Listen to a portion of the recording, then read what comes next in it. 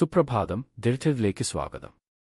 2020 തിരഞ്ഞെടുപ്പിനെക്കുറിച്ച് Donald Trump ഉന്നയിച്ച പുതിയ ആരോപണങ്ങളെക്കുറിച്ചാണ് ഇന്നത്തെ പ്രധാന വാർത്ത. ഒപ്പം ഒമാൻ ഉൾക്കടലിൽ നിലനിൽക്കുന്ന സംഘർഷഭരിതമായ സമുദ്ര സാഹചര്യങ്ങളും നമ്മൾ പരിശോധിക്കുന്നു.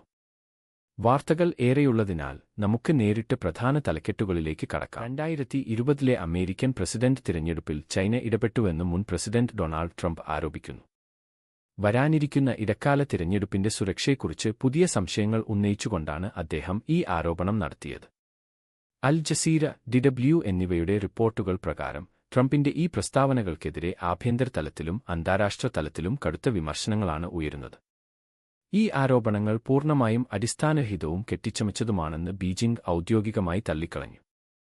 അതേസമയം നവംബറിൽ നടക്കാനിരിക്കുന്ന തിരഞ്ഞെടുപ്പിന്റെ വിശ്വാസ്യതയെ തകർക്കാനാണ് ഇത്തരം പ്രസ്താവനകളിലൂടെ ശ്രമിക്കുന്നതെന്ന് അമേരിക്കയിലെ ഡെമോക്രാറ്റിക് നിയമസഭാംഗങ്ങൾ കുറ്റപ്പെടുത്തി. തിരഞ്ഞെടുപ്പ് പ്രക്രിയ സുരക്ഷിതമാണെന്ന് ഉദ്യോഗസ്ഥർ ആവർത്തിക്കുമ്പോഴാണ് ട്രംപിന്റെ ഈ ആരോപണം.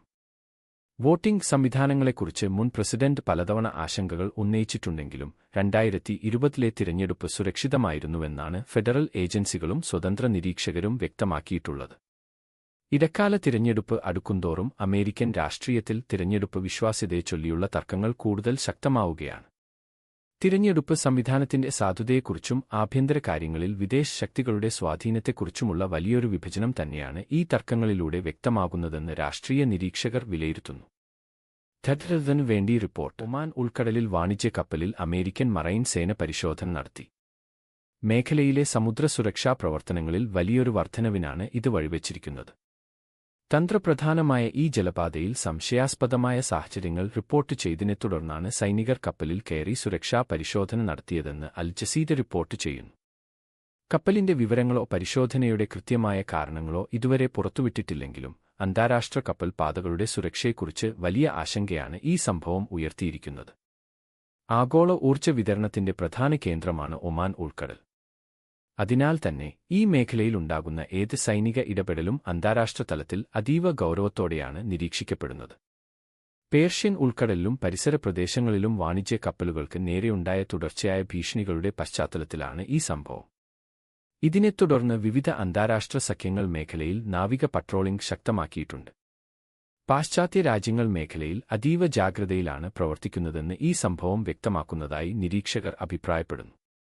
കപ്പലിലെ ജീവനക്കാരുടെ അവസ്ഥയെക്കുറിച്ചും പരിശോധനയുടെ ലക്ഷ്യത്തെക്കുറിച്ചും അമേരിക്കൻ സൈന്യം കൂടുതൽ വിവരങ്ങൾ പുറത്തുവിടുമെന്നാണ് പ്രതീക്ഷിക്കുന്നത്. കൂടുതൽ വിവരങ്ങൾ ലഭ്യമാകുന്ന മുറയ്ക്ക് ധഡ്രത ഈ സാഹചര്യം നിരീക്ഷിക്കുന്നത് തുടരും. ഉഗാണ്ടയിൽ 20 വിദ്യാർത്ഥികളുടെ മരണത്തിനിടയാക്കിയ ദാരുണമായ ബസ് അപകടത്തിന് പിന്നാലെ സ്കൂളുകൾ സംഘടിപ്പിക്കുന്ന എല്ലാ വിനോദയാത്രകളും ഔദ്യോഗികമായി നിരോധിച്ചു. ഈ ആഴ്ച ആദ്യം നടന്ന അപകടം രാജ്യത്തെയാകെ ഞെട്ടിച്ചിരിക്കുകയാണ്.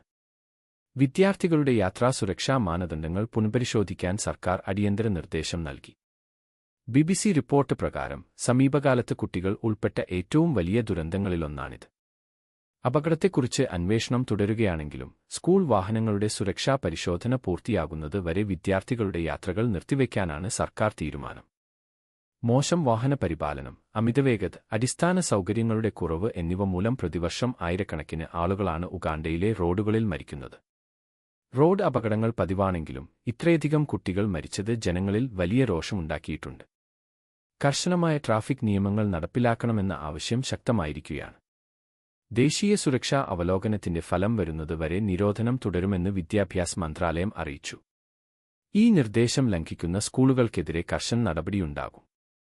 ധഡ്രതനു വേണ്ടി റിപ്പോർട്ട്. 2020 അമേരിക്കൻ പ്രസിഡന്റ് തിരഞ്ഞെടുപ്പിൽ ചൈന ഇടപെട്ടെന്ന മുൻ പ്രസിഡന്റ് ഡൊണാൾഡ് ട്രംപിന്റെ ആരോപണങ്ങൾ ബെയ്ജിംഗ് ഔദ്യോഗികമായി തള്ളി. മറ്റ് രാജ്യങ്ങളുടെ ആഭ്യന്തര രാഷ്ട്രീയ കാര്യങ്ങളിൽ ഇടപെടില്ലെന്നതാണ് ചൈനയുടെ നയമെന്നും അടിസ്ഥാനരഹിതമായ ആരോപണങ്ങളാണ് ട്രംപ് ഉന്നയിക്കുന്നതെന്നും ചൈനീസ് അധികൃതർ പ്രസ്താവനയിൽ വ്യക്തമാക്കി.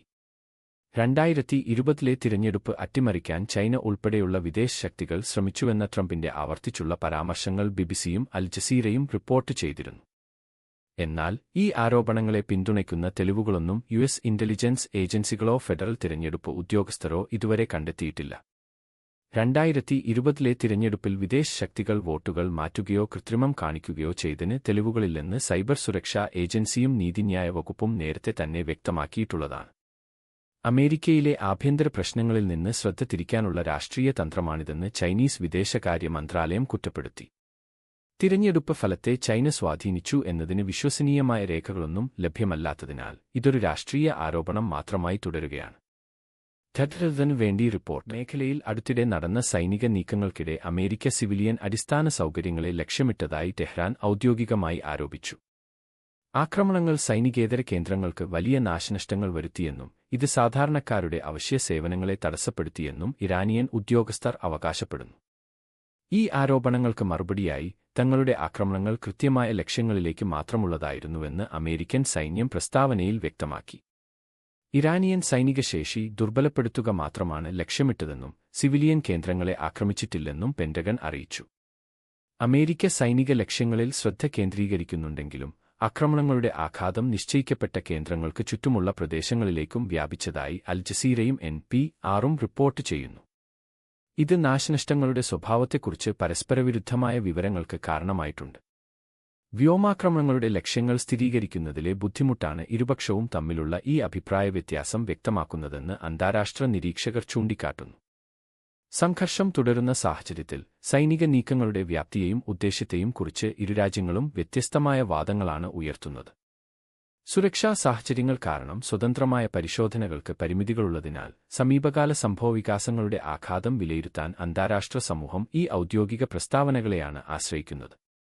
ടെഡ്രതിനു വേണ്ടി ഫലസ്തീൻ ക്രിസ്ത്യാനികളുടെ അനുഭവങ്ങളെ കൂടുതൽ ആഴത്തിൽ മനസ്സിലാക്കുന്നതിനായി കൈറോസ് ഫലസ്തീൻ രേഖകൾ പഠിക്കാൻ ഔദ്യോഗികമായി തീരുമാനമെടുത്ത് church of England. General synod പാസാക്കിയ ഈ പ്രമേയം അധിനിവേശത്തിൻ കീഴിലുള്ള ജീവിത യാഥാർത്ഥ്യങ്ങൾ വിവരിക്കുന്ന ഈ രേഖകളിലെ ദൈവശാസ്ത്രപരവും സാമൂഹികവുമായ കാഴ്ചപ്പാടുകളെക്കുറിച്ച് ചിന്തിക്കാൻ വൈദികരെയും വിശ്വാസികളെയും പ്രോത്സാഹിപ്പിക്കുന്നു. അൽ ജസീദ റിപ്പോർട്ട് ചെയ്യുന്നത് പ്രകാരം ഈ രേഖകളിൽ വിവാദപരമായ രാഷ്ട്രീയ പരാമർശങ്ങളുണ്ടെന്ന് ആരോപിച്ച് വലിയൊരു വിഭാഗം ഇതിനെതിരെ രംഗത്തെത്തിയിട്ടുണ്ട്. എന്നാൽ ആഗോള സഭാ ചർച്ചകളിൽ പലപ്പോഴും അവഗണിക്കപ്പെടുന്ന ശബ്ദങ്ങൾക്ക് വേദിയൊരുക്കുകയാണ് ഈ സമീപനത്തിന്റെ ലക്ഷ്യമെന്ന് പ്രമേയത്തെ അനുകൂലിക്കുന്നവർ വ്യക്തമാക്കുന്നു. 2009 ഫലസ്തീൻ ക്രിസ്ത്യൻ നേതാക്കളുടെ കൂട്ടായ്മ തയ്യാറാക്കിയ കൈറോസ് രേഖകൾ മേഖലയിലെ സംഘർഷങ്ങൾ പരിഹരിക്കുന്നതിനായി അന്താരാഷ്ട്ര ഐക്യദാർഢ്യത്തിനും അഹിംസാത്മകമായ ചെറുത്തുനിൽപ്പിനും ആഹ്വാനം ചെയ്യുന്നു. ഈ നിലപാടിലൂടെ വിശുദ്ധ നാട്ടിലെ പ്രാദേശിക ക്രിസ്ത്യൻ സമൂഹങ്ങളുടെ ജീവിതാനുഭവങ്ങൾക്ക് മുൻഗണന നൽകുന്നതിലേക്കാണ് ചർച്ച് ഓഫ് ഇംഗ്ലണ്ട് ചുവടുമാറുന്നത്. മധ്യേഷ്യയിലെ സങ്കീർണമായ രാഷ്ട്രീയ വിഷയങ്ങളിൽ സഭ നിഷ്പക്ഷത പാലിക്കണമെന്ന് വാദിക്കുന്നവർക്കിടയിൽ ഈ തീരുമാനം വലിയ ചർച്ചകൾക്ക് വഴിവെച്ചിരിക്കുകയാണ്.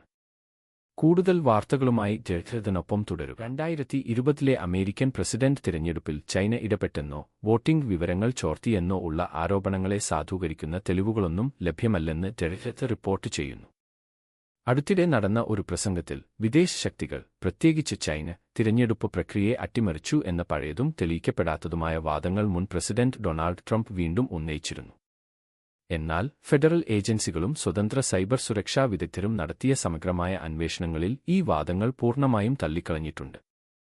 BBC, അൽ ജസീറ, DW തുടങ്ങിയ മാധ്യമങ്ങളുടെ റിപ്പോർട്ടുകൾ പ്രകാരം നിർണായകമായ പല സംസ്ഥാനങ്ങളിലും നടന്ന വോട്ടെണ്ണലിലും പരിശോധനകളിലും തിരഞ്ഞെടുപ്പ് ഫലം കൃത്യമാണെന്ന് തെളിഞ്ഞിട്ടുണ്ട്. തിരഞ്ഞെടുപ്പ് ഫലത്തെ സ്വാധീനിക്കാൻ പാകത്തിലുള്ള ക്രമക്കേടുകളോ വിദേശ ഇടപെടലുകളോ നടന്നിട്ടില്ലെന്നും റിപ്പോർട്ടുകൾ വ്യക്തമാക്കുന്നു. അമേരിക്കൻ ചരിത്രത്തിലെ ഏറ്റവും സുരക്ഷിതമായ തിരഞ്ഞെടുപ്പായിരുന്നു 2020 സൈബർ സുരക്ഷാ ഏജൻസിയും നീതിന്യായ വകുപ്പും നേരത്തെ തന്നെ വ്യക്തമാക്കിയിട്ടുള്ളതാണ്.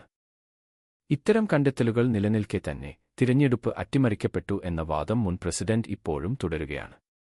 എന്നാൽ ഇതിനെ പിന്തുണയ്ക്കുന്ന യാതൊരുവിധ തെളിവുകളോ വസ്തുതകളോ ലഭ്യമല്ല. വസ്തുതാപരമായ അടിസ്ഥാനമില്ലാത്ത ഇത്തരം വാദങ്ങൾ ആവർത്തിക്കപ്പെടുകയാണെന്ന് അന്താരാഷ്ട്ര നിരീക്ഷകരും പ്രമുഖ ആഗോള മാധ്യമങ്ങളും ചൂണ്ടിക്കാട്ടുന്നു.